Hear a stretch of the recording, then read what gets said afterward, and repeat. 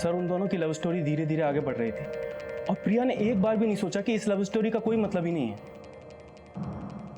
और पापा ने एक बार उन दोनों को अपनी आंखों से देख लिया। लगता है मजनू को भी पीछे छोड़ दोगे। तुम हमारी लैला बन जाओ तो मजनू को क्या, मिक्का को भी पीछे छोड़ देंगे। मैं बताता हूँ तू क्या बनेगा। आज तुझसे बाद में निपटूंगा।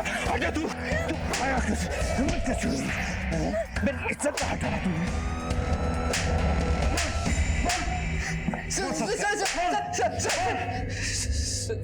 सर मैं बताता हूँ। बता। सर माँ कसम मैंने कुछ नहीं किया। सर मानता हूँ प्रिया और मेरे बीच संबंध था, पर सर बात बराबर की थी। सर इसलिए तो हम दोनों ने मिलकर भूत का नाटक किया था। भूत का नाटक? हाँ सर, वो दरअसल प्रिया के पापा जी ने हमें देखा तो उन्होंने हमें तो कूटा ही और साथ ही साथ प्रिया का घर से निकलना मुश्किल कर दिया। सर संजय हमारा अच्छा दोस्त था। ए संजय, एक बात बता, ये प्रिया के घर का पूजा पाठ तेरे हाथ में ही है ना? अबे साले अब ये मत बोलना कि तुम दोनों की कुंडली मिलवाए। अरे नहीं मेरे भाई, तू बस प्रिया और मेरा मिलने का जुगाड़ बना दे। माँ कसम जिंदगी भर लक्ष्मी जी की पूजा करेगा। संजय ने शीतल भाभी को पटा लिया, जिससे प्रिया और हमें अच्छा मौका मिलने लग गया। और फिर भाभी ने भूत का नाटक स्टार्ट कर लिया और संजय ने घर वालों को समझाया कि उन्हें भूत झाड़ने के लिए घर से बाहर लेके जाना पड़ेगा। और भाभी के साथ प्रिया भी आने लगी।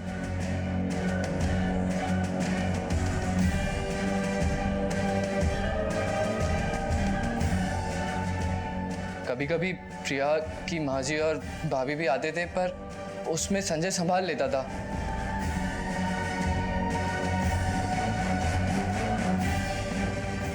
भाभी जी को गिफ्ट्स का शौक था, उन्हें वो मिल जाता था। संजय को पैसे की लालच थी, उसे पैसे मिल जाते थे। सर प्रिया और हमें सिर्फ मिलने की चाह थी। सर एक मिनट, मैंने पिंटू की कॉल रिकॉर्ड और लोकेशन डिटेल्स चेक की, क्लीन है। इससे भी कोई खास हाथ नहीं लगा है। माजरा क्या है कुछ समझ में नहीं आ रहा। उर्मिला की मौत से लेके इन सब के गायब होने तक बस एक राज बना हुआ है सब। एक काम करो, इन सब की फोटोग्राफ्स चारों तरफ सर्कुलेट कर दो, खबरियों को भी अलर्ट करो। इस केस को सॉल्व करने के लिए इन सबका मिलना बहुत जरूरी है। सर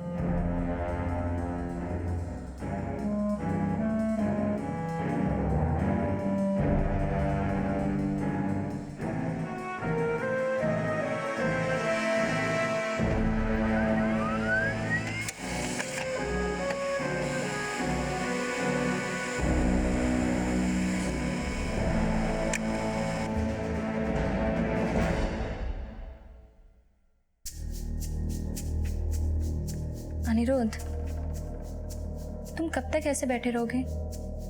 और फिर गणेश भी तो नहीं है ना। देखो, किसी के चले जाने से लाइफ नहीं रुक जाती। अच्छा छोड़ो, देखो मैं तुम्हारी पसंद का खाना लाई हूँ, सब कुछ तुम्हारी पसंद का बनाया। प्लीज खा लो, प्लीज। चलो मैं खिला देती हूँ।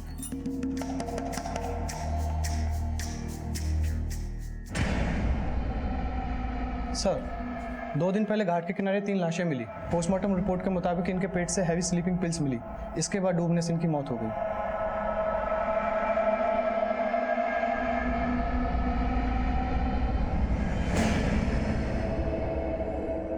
सर, इन्वेस्टिगेशन के दौरान घाट के दूसरी तरफ हमें एक नाविक मिला जिसने उसी दिन दूसरी तरफ एक लड़की के साथ एक आदमी को निकलते देखा, पर सर वो दोनों की शक्ल ठीक से नहीं देख पाया। मे बी वो दोनों अमरमणि और प्रिया ही हों, क्योंकि वही दोनों फरार हैं। संजय का तो हमें पहले से ही कुछ नहीं पता है। कहीं ऐसा तो नहीं बाप बेटी ने मिलकर ही इन सबको मारा हो। एक काम करो, अनिरुद्ध और माधवी को खबर दे दो। इस केस में अभी भी कोई ऐसी कड़ी है जो हमारे हाथ नहीं लगी है। अब इस केस में पुलिस को 3 लोगों की तलाश थी, अमरमणि, प्रिया और संजय। इन लोगों ने खून क्यों किए थे, इस सवाल का जवाब तो नहीं मिला था, लेकिन इतना साफ था कि इस परिवार में ऐसे कई राज दफन थे जिनका बाहर आना जरूरी था। सब 25 साल से अमर भाई साहब हम लोग पड़ोसी हैं साहब। आदमी थोड़े अलग स्वभाव के हैं, ज्यादा उन्हें कभी हंसते हुए नहीं देखा, और उनकी खुशी तो उनकी बेटी में ही बसती है। दोनों बेटों से बेटी को ज्यादा चाहते हैं। साहब, पिल्लू का किस्सा तो पूरे मोहल्ले को पता है। देखा था अक्सर प्रिया को उसके साथ। प्रिया भी कोई उनमें से कम नहीं थी। वो तो भाई साहब की लाडली थी, इसके लिए अमर भाई ने आज तक उसको एक शब्द नहीं कहा। सर वो प्यार मैं समझता हूँ, लेकिन इन बाप बेटी का, सर इनका कुछ अलग ही किस्म का प्यार चल रहा था। अक्सर मामला जैसा होता है वैसा दिखता नहीं है सर। मतलब इनके रिश्ते में कुछ गड़बड़ थी। तू क्या सोच रहा है? तू जो बोलेगा हम सुन लेंगे। सर वैसे मिसिंग भी तो ये सिर्फ बाप बेटी हैं। संजय पहले से ही अंडरग्राउंड है, कहीं सबके पीछे इन दोनों का ही तो हाथ नहीं। अभी किसी नतीजे पर पहुंचना जल्दबाजी होगा। बाप बेटी के रिश्तों को जड़ तक खुद निकालना होगा। पागल हो गया वो कुछ भी बोलेगा और मैं बैठ के सुनूंगा। पहले तो साला धुला, उसके बाद मेरी बहन को परेशान किया, और जब उसका खुद का नाम आ रहा है तो मेरे पूरे परिवार को बदनाम कर रहा है वो। सर अब तो मुझे पूरा यकीन हो गया है कि इसके पीछे किसी और का नहीं, सिर्फ और सिर्फ उसी का हाथ है। अगर मेरा बस चले ना, साले को जान से मार डालूं मैं।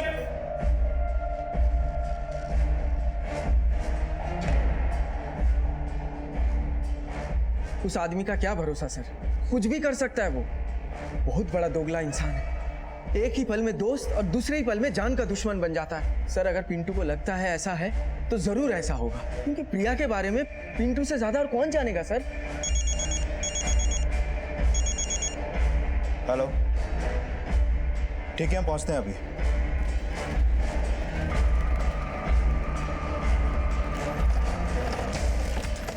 हटो सामने से, साइड।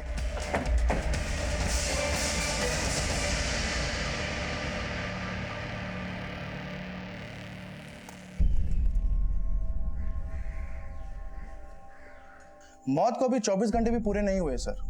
विक्टिम ने मरने से पहले अपने आप को बचाने की ज्यादा कोशिश नहीं की।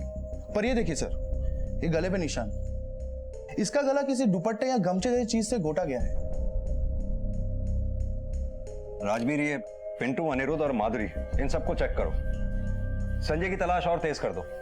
आसपास की स्टेट्स में कोऑर्डिनेट करो, खासतौर से मंदिरों में, क्योंकि संजय को अपनी जिंदगी गुजारने के लिए कुछ ना कुछ काम तो करना ही पड़ेगा। ये अनिरुद्ध और माधुरी से भी कुछ अच्छे संकेत नहीं मिल रहे हैं, इनको भी अच्छी तरह से खंगालो। सारे एंगल्स को दोबारा से क्रॉस चेक करो, कहीं ना कहीं कुछ ना कुछ मिसिंग जरूर है।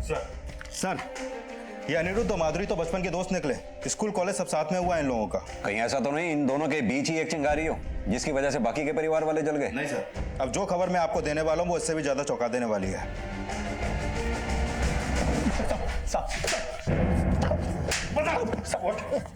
बिहार भाग के गया, और वो भी कहां? मंदिर में। तुझे ये ध्यान नहीं रहा कि वहां तेरे जैसों की कोई जरूरत नहीं है। बोल कौन?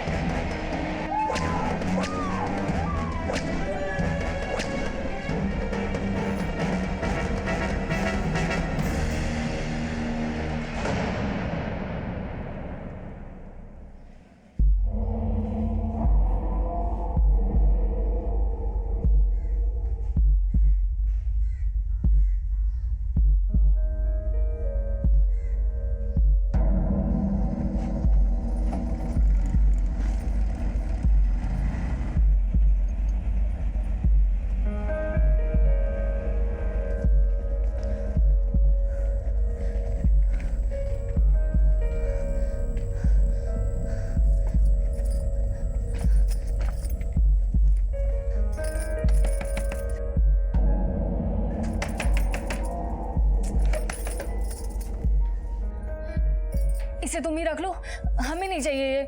हम कैसे रख ले इसको? देखो हमें कुछ नहीं पता है, बस तुम रख लो इसे। अरे तुम भी गजब करती हो शीतल यार। तुम इसे रख रहे हो या नहीं?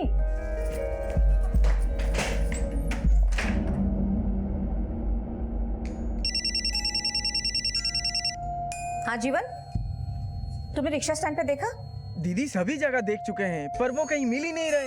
आपके कहने के मुताबिक हमने तो रेलवे रेस्ट रूम से लेकर रेलवे पुलिस स्टेशन तक भी छान मारा, लेकिन उर्मिला और गुड्डू का कहीं पता ही नहीं चल रहा है। ट्रेन को आके 5 घंटे हो चुके हैं, हम तो घर भी जाकर वापस देख कर आए। आखिर अब मैं क्या करूं? इसीलिए जीवन, हमने तुमसे कहा था कि उर्मिला को मोबाइल लेकर दो, पर तुम हो कि हमारी बात मानते ही नहीं। दीदी आप अपनी बहू से एक बार फिर से पूछिए ना, वो ठीक से बिठाई थी ना ट्रेन में। अरे जीवन, हमने पूछा बहू से, वो कह रही है कि उसने खुद ने दोनों को ट्रेन में बिठा दिया था। शीतल, इतनी देर से इवनिंग वॉक से घर आती हो, क्या ये ठीक है? 5वां महीना चल रहा है तुम्हारा। अनिरुद्ध, डॉक्टर ने तो हमें बोला है हमको अपनी बस। अच्छा देखो, आँख दिखाओ। हाँ बस करो, कुछ नहीं हुआ है हमें। यार तुम्हारा समझ में नहीं आ रहा मुझे चल क्या रहा है ये। कहाँ से आती हो, कहाँ जाती हो, मुझे ठीक नहीं लग रहा तुम्हारा मामला।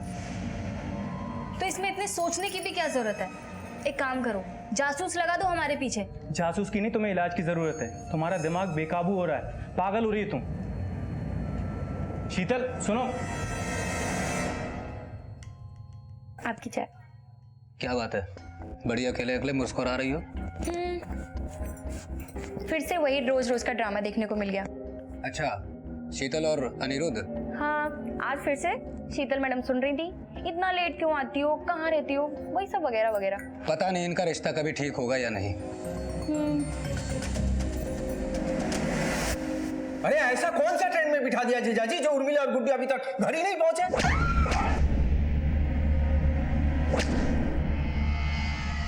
ये सारी गलती मेरी है। 8 साल से रिश्ता नहीं था ना, अलग थे, अच्छा था, खुश था।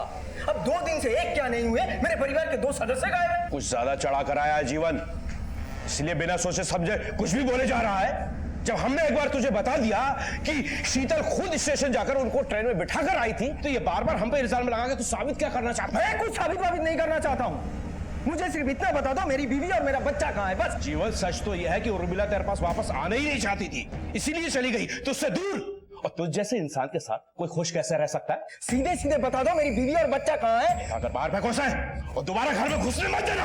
ये ठीक नहीं कर रहा तू। अगर मेरी बीवी और बच्चे को कुछ हुआ ना, मैं तेरा वो हाल करूंगा अमरमणि, तू जिंदगी भर याद रखेगा। अरे चलो निकल जाते। 5 महीने की गर्भवती शीतल खुद गुड्डू और उर्मिला को ट्रेन में बिठाकर आई थी, लेकिन गुड्डू और उर्मिला पिछले 10 घंटों से गुमशुदा थे। क्या हुआ था उनके साथ और कहां थे वो? जीवन के परिवार और अमरमणि के परिवार के बीच किस बात को लेकर खटास थी? कहीं यही खटास उर्मिला और गुड्डू के लापता होने की वजह तो नहीं बनी? सभी जगह ढूंढ लिया सर, लेकिन कहीं नहीं मिले। हमको तो पूरा यकीन है सर, ये वही लोगों का काम है, हमारी बीवी और बच्चे को छुपा के रखा हुआ है। कोई खास वजह है? वजह है सर, लेकिन हमको नहीं पता था कि 8 साल पुरानी वजह अभी तक दिल में लगाकर बैठा होगा वो। 8 साल पुरानी वजह? बाबूजी मरने से पहले निर्मला दीदी के नाम 4 बीघा जमीन की थी और बाकी पूरी प्रॉपर्टी मेरे नाम। लेकिन वो जीजा अमरमणि का कहना था कि ये पूरी प्रॉपर्टी हमारी और निर्मला दीदी के बीच आधे आधे हो, लेकिन हमने साफ मना कर दिया। और इसी वाद विवाद की वजह से 8 साल तक हमारे बीच कोई रिश्ता नहीं था। अब जब धीरे धीरे मामला शांत होने लगा तो निर्मला दीदी ने ही प्लान बनाया कि हमारे बीवी और बच्चे कुछ दिन के लिए वहां घुमाएं। 8 साल बीत चुके हैं इस बात को जीवन जी। क्या आपको लगता है वो लोग अभी तक इस बात को दिल में पाले बैठे होंगे? आप नहीं जानते सर उस अमरमणि को, हिटलर है सर, वो एकदम हिटलर है। कोई कुछ भी कहे और आप भरोसा कर लेंगे? पुलिस की वर्दी है आप पर, काफी जिम्मेदारी भरा काम है। जी हाँ, काफी जिम्मेदारी भरा काम है और फिलहाल हमारी जिम्मेदारी है उर्मिला और गुड्डू को ढूंढना। उम्मीद है कि इस जिम्मेदारी को निभाने में आप हमारा साथ देंगे। सर, हम खुद उर्मिला मामी और गुड्डू को सुल्तानपुर जंक्शन से वरुणा एक्सप्रेस की बोगी नंबर B2 में बिठा कर आए थे और हमें अच्छी तरह से याद है कि ट्रेन हमारे सामने ही खुली थी। बहू ले जाओ। तो हो गई आपकी पड़ताल इंस्पेक्टर साहब। निर्मला बताओ तो इंस्पेक्टर साहब को कि उर्मिला ने क्या कहा था परसों तुमसे रसोई में? वो परसों रसोई में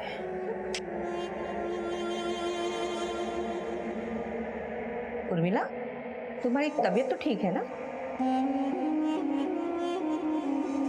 कुछ ठीक नहीं चल रहा है दीदी, जीवन के पास जाने का मन ही नहीं करता है। पर क्यों उर्मिला?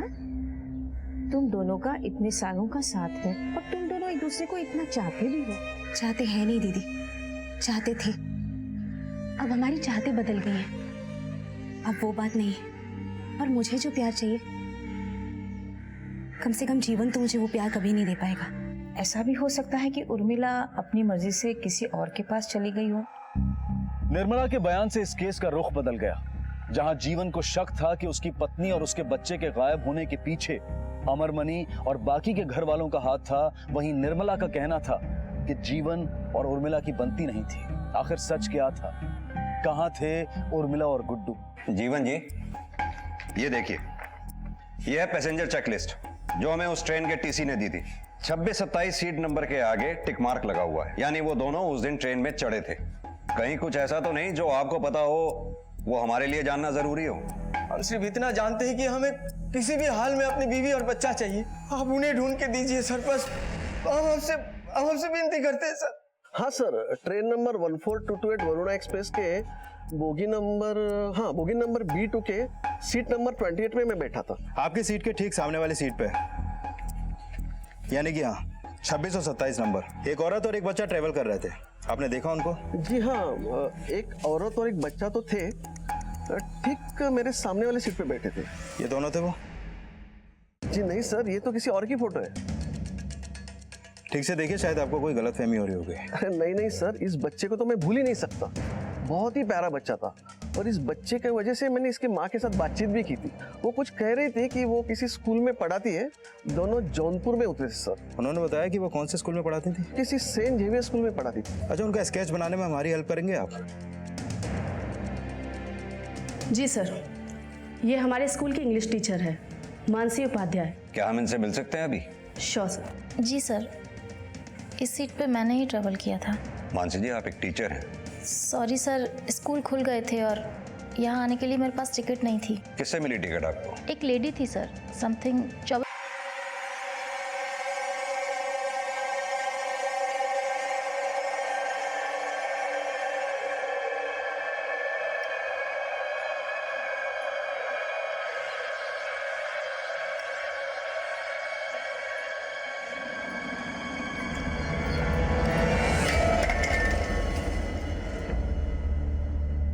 गणेश, वो शीतल के घर फोन लगा। बाबूजी नहीं लग रहा, नॉट रीचेबल बता रहा। अनिरुद्ध, तू फटाफट उसका माइक खींचा, हो सकता है वो वहां पर हो। पर पापा वो वहां क्यों जाएगी? अरे तुझको देख के आने में क्या है, हो सकता है वो वहां हो। चल जल्दी जा। ठीक है, मैं जाता हूं। राजवीर, ये शीतल का एजेंडा क्या हो सकता है इन सबके पीछे? एक 5-6 महीने की प्रेग्नेंट लेडी का एक औरत और 10 साल के बच्चे को गायब करना पॉसिबल नहीं है। जरूर इस प्लान में कोई और भी था उसके साथ। सर, एक और अजीब बात है, जब उर्मिला इनके घर गई तो शायद पहली बार उर्मिला और शीतल की मुलाकात हुई होगी, क्योंकि पिछले 8 सालों से दोनों परिवारों के बीच में कोई भी बातचीत नहीं थी, और शीतल को भी इस घर में आए हुए ज्यादा टाइम नहीं हुआ सर। कहीं ऐसा तो नहीं उर्मिला घर में आई और उर्मिला के हाथ शीतल का कोई गहरा राज लग गया हो जिससे शीतल को खतरा हो? हाँ सर, एक ऐसा राज जिसमें नुकसान सिर्फ शीतल को ही नहीं, उसके साथ साथ किसी और को भी था। इसलिए इस नुकसान से बचने के लिए उन्होंने उर्मिला को ही गायब कर दिया। या हो सकता है सर, इस गुनाह के पीछे पूरा का पूरा परिवार हो। हाँ, हो सकता है, लेकिन एक बात और है, उर्मिला और गुड्डू तो गायब हैं ही, उनका लगेज भी तो होगा। उसको कहाँ ठिकाने लगाया होगा इन्होंने? जो भी हो, ये शीतल नाम की कड़ी तो हमारे हाथ लगी चुकी है। अब इस कड़ी को पकड़ के हमें बाकी कड़ियां जोड़नी है। पापा पापा, पता नहीं शीतल के जहनुम में चली गई, मायके में भी नहीं है वो। अमरमणि जी, आपके घर की तलाश है और शीतल का अरेस्ट वारंट है हमारे पास। कहाँ है शीतल? इंस्पेक्टर साहब, शीतल काफी वक्त से घर वापस नहीं लौटी है। सारे घर वाले उसको ढूंढ रहे हैं। अच्छा होगा घर की तलाशी लेने के बजाय आप हमारी बहू को तलाशें। हिदायतें काफी देते हैं आप, एक हिदायत हमारी भी है। अगर कुछ गलत हो रहा है तो उसे जल्द से जल्द ठीक कर लीजिए, क्योंकि अगर हमें उर्मिला और गुड्डू का पता नहीं चला तो शायद आप दोबारा हिदायत देने के लिए यहाँ रहे ही ना। सर, बैकयार्ड में कुछ मिला है। आओ।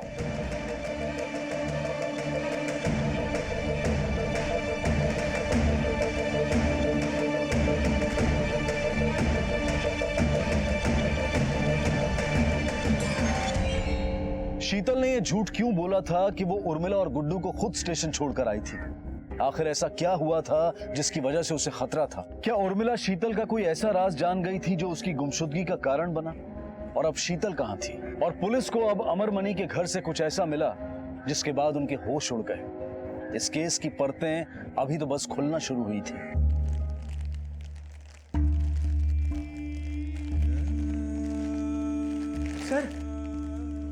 सर, ये तो हमारे बेटे गुड्डू का बैग है। सर, ये जला हुआ क्यों है सर? सर, क्या हो गया हमारे बेटे गुड्डू को? उसका बैग सर, ये कैसे जल गया सर, बताइए ना। ये सर गुड्डू का बैग है सर। हाँ, हमारी बेबी उर्मिला कहाँ है? सर आप कुछ बोलिए ना। सर, गुड्डू, उर्मिला। ये शीतल और उर्मिला के बीच क्या प्रॉब्लम थी? सर, हमें कुछ नहीं पता। हमें तो यही समझ में नहीं आ रहा है कि शीतल ने हम सबसे झूठ क्यों बोला कि वो उर्मिला मामी को ट्रेन में बिठा के आई थी। गुड्डू और उर्मिला दोनों लापता है। 2 लोगों को एक प्रेग्नेंट औरत अकेले तो गायब नहीं कर सकती। और कौन कौन शामिल है इस कांड में? हम में से भला कोई ऐसा क्यों करेगा? और अगर हमें करना ही होता तो हम 8 साल पहले नहीं करते। और जब से हमें पता चला है कि शीतल ने हम सबसे झूठ बोला है, तब से हमें भी शक होने लगा है कि इन सब के पीछे शीतल का ही कोई मकसद है। किसका फायदा है किसका नुकसान ये तो हम ढूंढ ही लेंगे। फिलहाल आपको एक हिदायत है, सच उगल दीजिए। इंस्पेक्टर साहब, मैं जो कुछ भी करता हूँ डंके की चोट पर करता हूँ, कायर नहीं हूं मैं। हाँ, मुझे उर्मिला और जीवन पर गुस्सा जरूर है, पर इतना भी नहीं कि एक बच्चे और उसकी माँ को मार डालूं। सर, शीतल भाभी कुछ दिनों से डरी डरी सी रह रही थी। हमें लगा कि शायद प्रेगनेंसी में ऐसा होता होगा, लेकिन हमें नहीं पता था कि इन सब चीजों में वो शामिल होंगी। और घर में कौन कौन है जो इन दिनों डरा डरा सा लग रहा है? तुम तो घर में ही रहती हो, जानती हो, समझती हो। तुम्हें तो जरूर पता होगा कि उर्मिला के साथ क्या हुआ और शीतल कहाँ है। हमें कुछ नहीं पता कि उर्मिला मामी के साथ क्या हुआ, और ना ही ये कि शीतल कहाँ पर है। अगर हमें कुछ भी पता होता तो हम सबसे पहले आपको बताते। और वैसे भी हमारे घर में ऐसा कोई क्यों करेगा? सर, एक मिनट। शास्त्री नगर के पास एक औरत की लाश मिली है।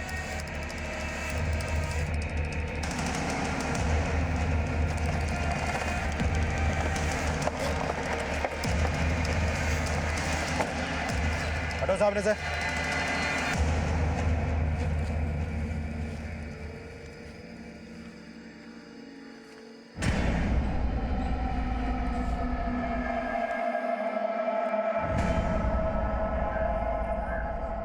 बॉडी को पोस्टमार्टम के लिए भेजो। सर डिटेल रिपोर्ट आने के लिए थोड़ा टाइम लगेगा। ऑब्जर्वेशन के हिसाब से ये मौत जहर खाने की वजह से हुई है। बॉडी पर ऐसे कोई मार्क नहीं मिले जिससे ये लगे कि मर्डर हो। यानी ये तभी हो सकता है जब मर्डर करने वाला कोई बहुत नजदीकी हो। पॉसिबल है सर। वैसे भी एक 5 महीने की प्रेग्नेंट लेडी को फिजिकली जहर खाने के लिए फोर्स करना कोई बड़ी बात नहीं है। राजवीर, मामला क्या है कुछ समझ में नहीं आ रहा है। शीतल कहती है उर्मिला और गुड्डू को वो स्टेशन पे छोड़ के आई, पर असल में उर्मिला और गुड्डू स्टेशन पे पहुंचे ही नहीं। फिर पता चलता है कि शीतल ने वो टिकट्स किसी और को बेच दी थी। आखिर शीतल ने ऐसा किया क्यों? क्या मकसद था शीतल का उर्मिला और गुड्डू के लापता होने में? आखिर उर्मिला और गुड्डू हैं कहाँ? कहीं ऐसा तो नहीं शीतल की हत्या के बाद उनके साथ भी कुछ? एक चीज तो तय है, इस प्लान में कौन कौन शामिल था ये हमें पता नहीं, लेकिन शीतल इस प्लान में शामिल थी ये कंफर्म है। उसके कॉल रिकॉर्ड्स खंगालो, जरूर कुछ ना कुछ हाथ लगेगा। सर,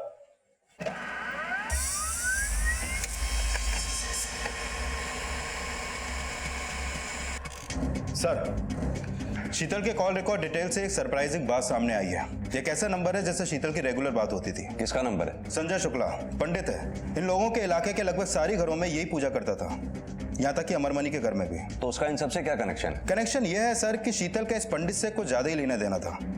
ये देखिए सर, कॉल रिकॉर्ड डिटेल्स पिछले 3-4 महीनों में फ्रिक्वेंट कॉल्स हैं। अब जाहिर सी बात है, इतने कॉल करके कोई गायत्री मंत्र तो सुनाता नहीं होगा। उठा लाओ पंडित जी को।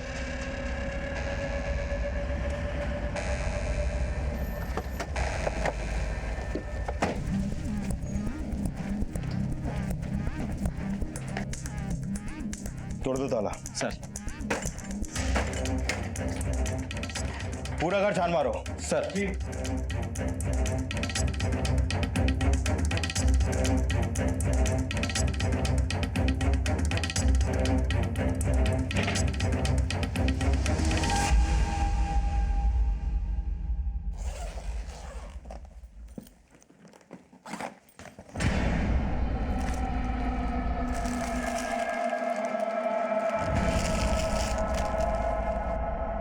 ये औरतों का सामान, पर ये सारा सामान यूज किया हुआ लग रहा है सर। सर, अंदर से ये मिला है।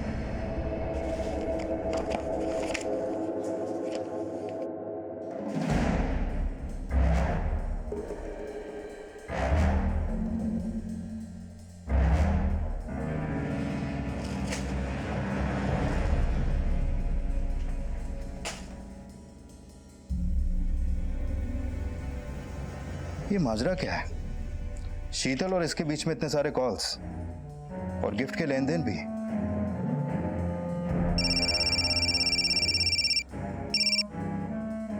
हाँ राजवीर, बोलो। सर, संजय ने हर गिफ्ट की डिटेल्स लिख के रखी है।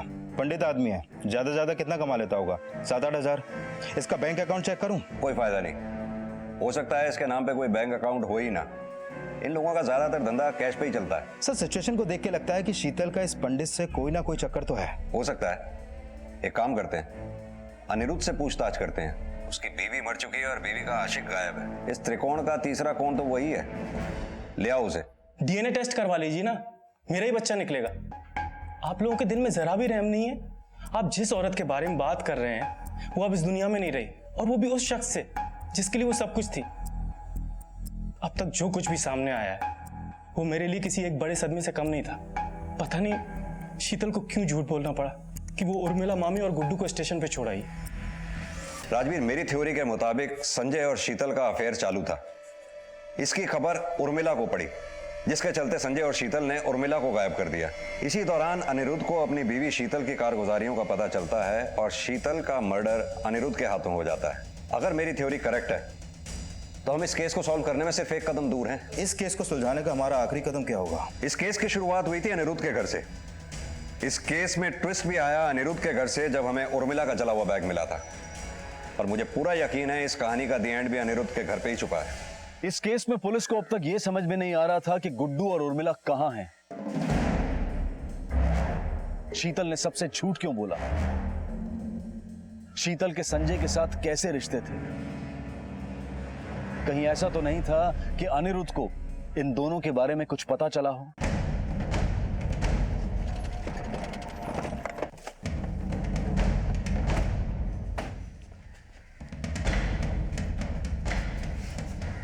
सर, एक साथ पूरा का पूरा परिवार कहाँ जा सकता है? पड़ोसी से पूछताछ करते हैं, शायद कुछ पता चले।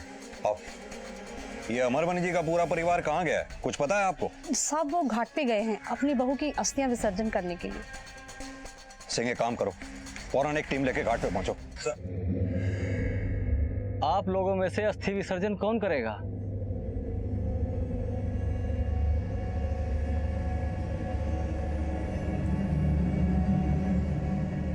नहीं, हम उसकी अस्थियों को हाथ भी नहीं लगाने वाले।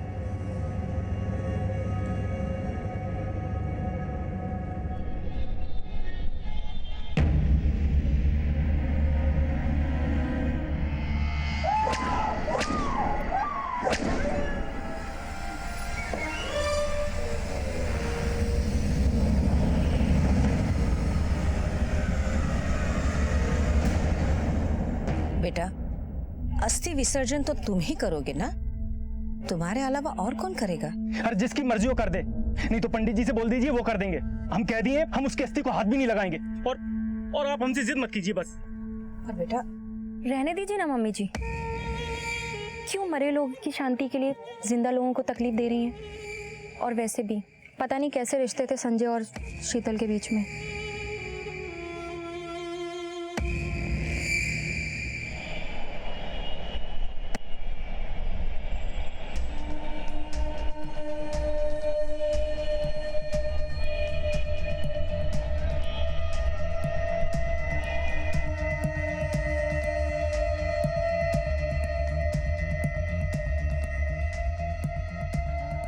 ये लोग तो कब के यहाँ से चले गए साहब।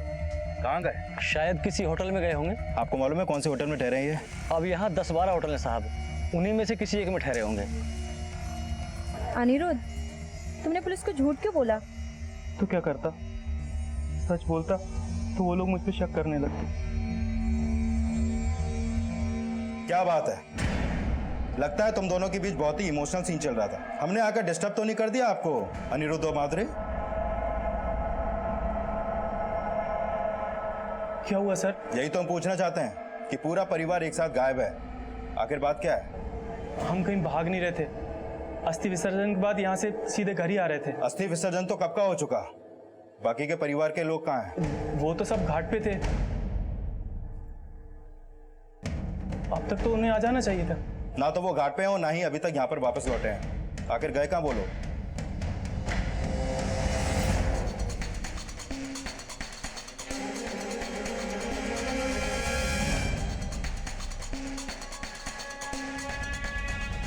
सर, एक नाविक से पता चला है कि बाकी के परिवार वाले बोट से नदी की सैर पे निकले थे। अभी तक ना तो परिवार वाले वापस आए हैं और ना ही वो बोट। एक काम करो, अनिरुद्ध और माधुरी को लेकर आओ। सर।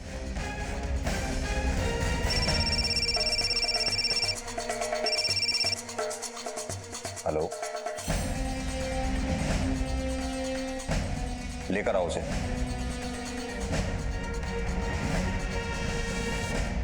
डरो मत बेटा, हम हैं ना आपके साथ। अब आपके साथ कोई कुछ नहीं करेगा। और हाँ, अब आपकी मम्मी को यानी उर्मिला जी को हम जल्दी ही ढूंढ लेंगे। कब देखा था आपने अपनी मम्मी को आखिरी बार?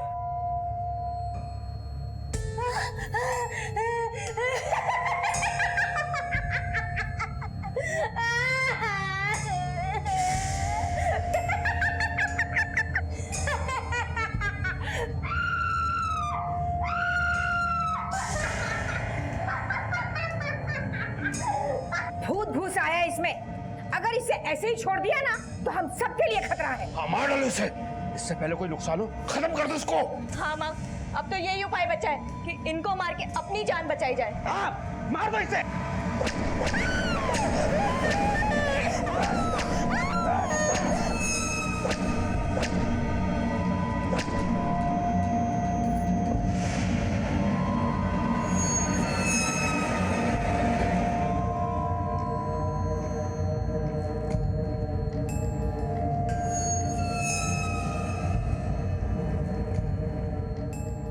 अच्छा, जिसने आपका मुंह दबाया उसको देखा आपने?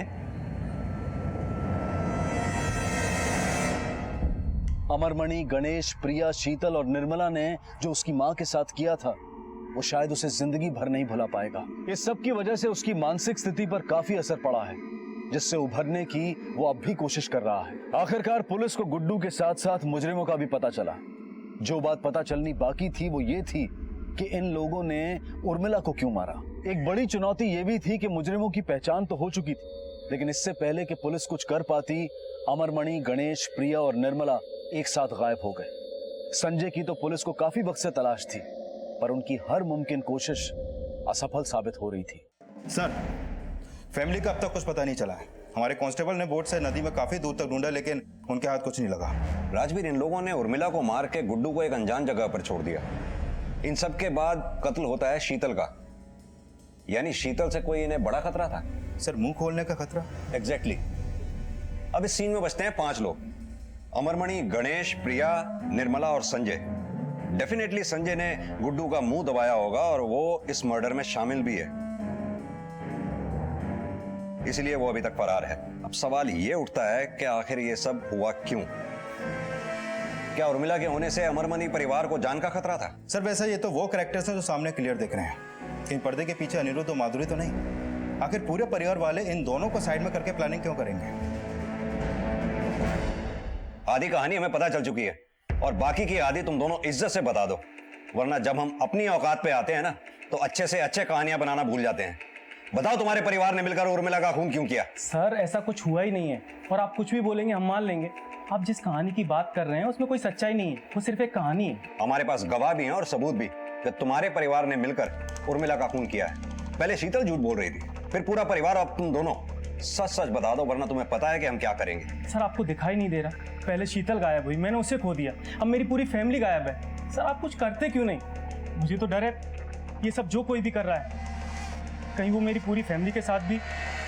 सर, हम लोग सच कह रहे हैं, हमें कुछ नहीं पता। आप ही सोचिए, अगर हम दोनों को कुछ भी पता होता तो क्या हम आपके सामने इस तरह बैठे होते?